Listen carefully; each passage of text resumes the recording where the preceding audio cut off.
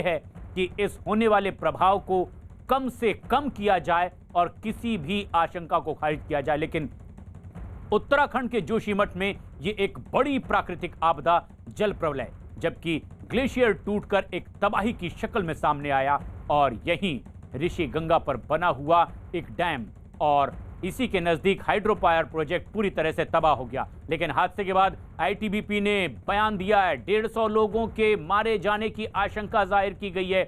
ITBP की team जो मौके पर लगी हुई है राहत और बचाव के काम में, उन्होंने भी इस पूरे हादसे में 150 लोगों के हताहत होने की आशंका जाहिर की है।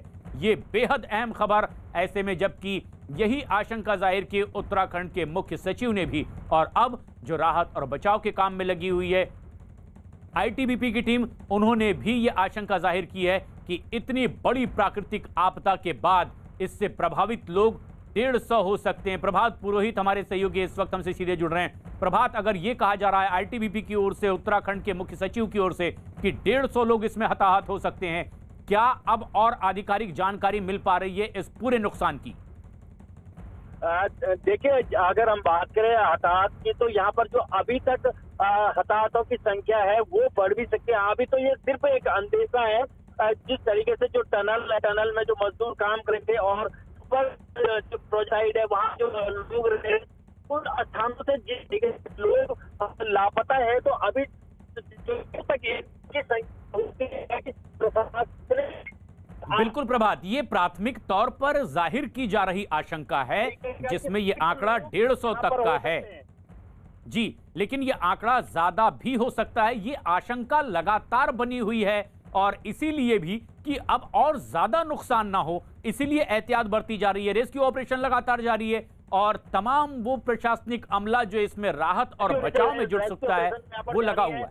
आईटीबीपी यहाँ पर लगी हुई है, सेना यहाँ पर है, एसडीआरएफ की टीम यहाँ पर है, स्थानीय प्रशासन और पुलिस की टीम यहाँ पर मौके पे जुटी हुई है, रेस्क्यू में जुटे हुए हैं। और अभी तक जो यहाँ पर जिस तरीके से एक अंदेशा पहले जो शुरुआत में अंदेशा की 150 तक लोग जो है यहाँ पर इस हादसे में हताहत हो सकते हैं और इसकी संख्या बढ़ भी सकती है, क्योंकि अभी जैसे जैसे जानकारियां जुटाई जा रही है, जिस तरीके से पता लगेगा, आंकड़े सामने आएंगे, उसके बाद ही एक निश्चित आंकड़ा पता लग पाएगा कि आखिर कितने लोग इससे हताहत हुए। हालांकि जो अभी तक संभावना है 150 लोगों के यहाँ पर हताहत होने की संभावना है जी।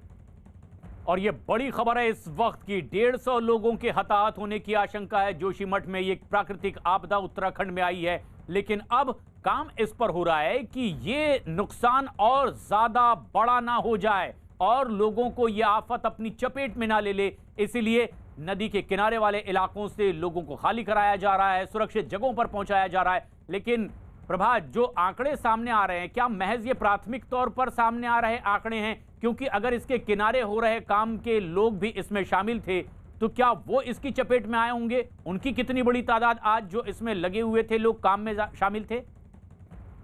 चाहूंगा जो पावर प्रोजेक्ट जो सबसे पहले जो यहाँ पे ऋषि कंपनी का पावर प्रोजेक्ट था जो ऋषि गंगा पर बना हुआ था, जो जहाँ पे सबसे पहले प्रभावित हुआ, वहां पर संडे होने के चलते कम मजदूर थे। ये अभी तक ये एक बेहद अहम बात भी आप बता रहे हैं कि रविवार होने की वजह से काम करने वाले लोगों की तादाद कम थी। लेकिन एक बड़ी खबर इस वक्त आ रही है, खुद आईटीबीपी के मुताबिक जो राहत और बचाव के काम में जुटी हुई है, एनटीपीसी प्रोजेक्ट में काम कर रहे 100 मजदूरों और सुरंग में काम करने वाले 50 मजदूरों के मारे जाने की आशंका जाहिर की गई है।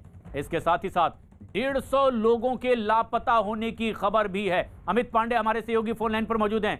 अमित, अगर आईटीबीपी की ओर से यह कहा जा रहा है कि 150 लोग लापता हो सकते हैं, प्रोजेक्ट में काम कर रहे 100 मजदूर सुरंग में रहे 50 लोग अभी भी मारे गए होंगे, ये प्राथमिक जानकारी है, तो क्या आधिकारिक तौर पर अब तक सामने आ पाया है?